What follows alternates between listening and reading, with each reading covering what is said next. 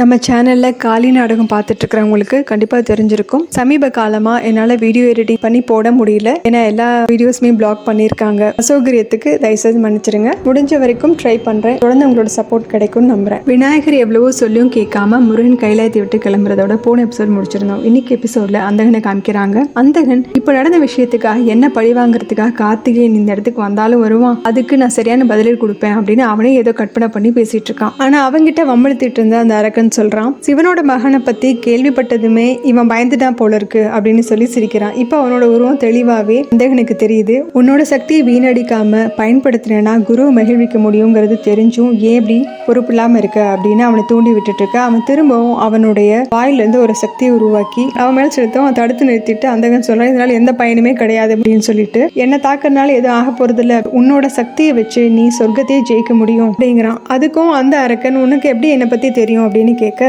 எனக்கு பார்வை இல்லைனாலும் உன்னோட சக்தி என்ன அப்படிங்கறது எனக்கு நல்லாவே தெரியும். உன்னோட எல்லா சக்தியும் என்னால உணரவும் முடியும். இந்த அறையில இருக்க ஒவ்வொருத்தரோட சக்தியை பத்தி எனக்கு தெரியும். இருந்தாலும் உங்க யாருக்குமே அதை எப்படி பயன்படுத்தணுங்கிற அறிவு கூட கிடையாது அப்படிங்கவும் அந்த அரக்கன் கடுப்புல நீ என்னதான் சொல்ல வர அப்படின்னு கேட்கவும், அந்த கிண்டலா, பேருக்கு தான் நீங்களா அசுரங்களா இருக்கீங்க, ஆனா என்ன செய்யணுங்கிறது நான் தான் உங்களுக்கு கத்துக் கொடுக்கணுமா? நம்ம எல்லாருக்குமே ஒரே எதிரி தேவர்கள் மட்டும்தான். இப்ப அவங்களோட சேனாதிபதியும் ஆயுதமே இல்லாம எல்லாரும் விட்டுட்டு போயிட்டாங்க. இனிமே நீங்க என்ன செய்யணும் உங்களுக்கு சொல்லித்தான் தெரியணுமா அப்படின்னு முருகனையே தாக்கிறதுக்கு மறைமுகமா சொல்லிட்டு இருக்கான். இப்ப நீ நினைச்சேன்னா கூட உன்னோட சக்தியை ஏதோ பிரயோஜனமா பயன்படுத்தினேன்னா உன்னோட குருவே சந்தோஷப்படுவாரு. நான் இங்க வெறும் பயிற்சியாளர் தான் வந்திருக்கேன். உங்களுக்கு இதெல்லாம் சொல்லிக் கொடுக்கறதுனால எனக்கு எந்த லாபமும் கிடையாது. நான் இன்னைக்கு இருப்பேன், நாளைக்கு கூட போயிருவேன். ஆனா நீங்க எல்லாம் எப்பவுமே பாதாள லோகத்துல தான் வசிக்கணும். இங்க நீங்க நல்லா இருக்கணும்னா குருவோட மதிப்பு உங்களுக்கு கிடைச்சே ஆகணும் அப்படின்னு அவங்களை நல்லா ஏத்தி விட்டுட்டு அந்த இடத்தை விட்டு வேலை முடிச்சதுன்னு கிளம்புறான். அவனை தடுத்து நிறுத்துற அந்த அரக்கன், எப்படி பார்த்தாலும் நீ சின்ன பையன்தான், ஆனா புத்திசாலியா இருக்க, இந்த வாய்ப்பை நான் பயன்படுத்தாம விட மாட்டேன், என்னோட குரு கிட்ட நன்மதிப்பை பெறத்துக்கு முயற்சி பண்ணுவேன் அப்படின்னு சொல்ல, நாம இதைத்தானே எதிர்பார்த்தோம் அப்படிங்கிற மாதிரி அந்தகன் சிரிக்கிறான். அடுத்த காட்சியில சிவனையும் நாராயணனும் காமிக்கிறாங்க. நாராயணன் சொல்றாரு, அந்தகன் தெரிந்ததுக்கு ஒரு வாய்ப்பு கிடைச்சது,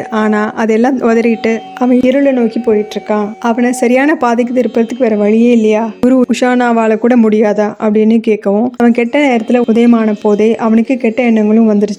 பார்வதி என்னமோ நம்பிக்கையோட அவனை குரு கிட்ட அனுப்பி வச்சா, ஆனா அவன் தவறான பாதையை தான் தேர்ந்தெடுத்திருக்கான். அதனால அவனும் பிரபஞ்சத்தையும் தவறான பாதையிலே திருப்ப பாக்குறான் அப்படின்னு சொல்லிட்டு இருக்காரு. அவர் சொன்ன மாதிரி கைலாயத்தை நோக்கி அந்தகன் ஏத்தி விட்ட அந்த அசுரன் வந்துகிட்டு இருக்கான். அங்க விநாயகரும் முருகனும் ஆளுக்கு ஒரு திசையில போயிட்டு இருக்கிறத பாக்குறான். விநாயகர் என்னோட தமையனை நான் கூட்டிட்டு வரேன்னு சொல்லிட்டு தான் வந்த அம்மா கிட்ட, அது என்னால முடியல, இப்ப நான் என்ன பண்ண போறேன் அப்படின்னு யோசிச்சுட்டு இருக்காரு. இங்க வந்த அந்த அசுரனும் வாயிலிருந்து ஏதோ சக்தி அவர் மேல செலுத்த, விநாயகர் போற வழியில அது ஒரு மின்வேலி மாதிரி இருக்கு, அவரை அதுக்கு முன்னாடி போக விடாம தடுக்குது. விநாயகர் கீழே விழுகவும் பார்வதி அதை உணர்றாங்க. இதை அதிர்ச்சியோட பாக்குற விநாயகர் அவரோட ஆயுதத்தை எடுத்து அந்த வேலியை உடைக்க போற நேரத்துல ஒரு அதிர்வு ஏற்படுது. என்னன்னு திரும்பி பார்த்தா மலையில இருந்து பனி கீழே விழுக ஆரம்பிக்குது. அவரோட ஆயுதத்தை வச்சு தடுத்து நிறுத்த பாக்குறாரு, ஆனா முடியல. கொஞ்ச நேரத்துல காளி அந்த இடத்துல ஆக்ரோஷமா வந்து இறங்குறாங்க. அவங்க வந்ததுக்கான அதிர்வு தான் போல இருக்குது. வந்தவங்க அந்த வேலி மாதிரி இருந்தது இல்லையா, அதை உடைச்சிட்டு விநாயகரை பார்த்து, உனக்கு ஒன்னும் ஆகலையப்பா அப்படின்னு கேட்கும். அவரு இல்லைங்கிற மாதிரி தலையசிக்கிறாரு. அடுத்த காட்சியில முருகனை காமிக்கிறாங்க. அவர் முன்னாடி அந்த அசுரன் கூட வந்த அரக்கர்களா நின்றுட்டு இருக்காங்க. இவரே அதிர்ச்சியில பாத்துட்டு இருக்காரு. அங்க நாராயண் கிட்ட சிவன் சொல்றாரு, இன்னொரு அவதாரம் எடுக்க வேண்டிய நேரம் வந்துருச்சு, இந்த அவதாரம் வழக்கமா இருக்கிறத விட வேறுபட்டதா இருக்கும் அப்படின்னு சொல்லிட்டு இருக்காரு. அடுத்த காட்சியில திரும்ப காளியை காமிக்கிறாங்க. நாதாசுரா, காளியோட புதல்வர்களை தாக்க துணிஞ்சிட்டியா? உன்னை எங்கிட்ட இருந்து இன்னைக்கு யாராலும் காப்பாற்ற முடியாது அப்படின்னு கோவமா அங்க இருந்து கிளம்புறாங்க. அந்த அசுரன் பேரு நாதாசுரன் போல இருக்கு. அவன் கொடுக்குற சப்தங்கள்னால அவன் எதிரில இருக்கவங்கள தாக்குறான் போல இருக்கு. அந்த அசுரன் முருகன் முன்னாடி வந்து நிக்க, முருகன் சொல்றாரு, உனக்கு உயிர் மேல ஆசை இருந்ததுன்னா இங்க இருந்து போயிரு அப்படின்னு சொல்றாரு. நீ சொல்றது கேட்டு மத்த அசுரன் மாதிரி நானும் பயந்து போயிருன்னு நினைச்சேன்னா நீ தான் முட்டாள்தனம் பண்றன்னு அர்த்தம். இன்னைக்கு என்னோட சக்தியை பயன்படுத்தி தேவ சேனாதிபதியான உன்னை மண்டிட வைக்கிறேன் அப்படின்னு சொல்ல, அவனை பார்த்து முருகனும், ஆயுதத்தோட மொழி மட்டுமே உனக்கு தெரிஞ்சிருக்கு, உனக்கு அன்போட மொழி தெரியாது அப்படின்னு சொல்லிட்டு அவரோட வேலை வரவழைக்கிறாரு. இதோட இந்த எபிசோட் முடியுது. அடுத்த எபிசோட்ல பார்க்கலாம். நம்ம சேனல் லைக் பண்ணுங்க, ஷேர் பண்ணுங்க, சப்ஸ்கிரைப் பண்ணுங்க, பெல் பட்டனை பிரஸ் பண்ணுங்க. தேங்க்யூ.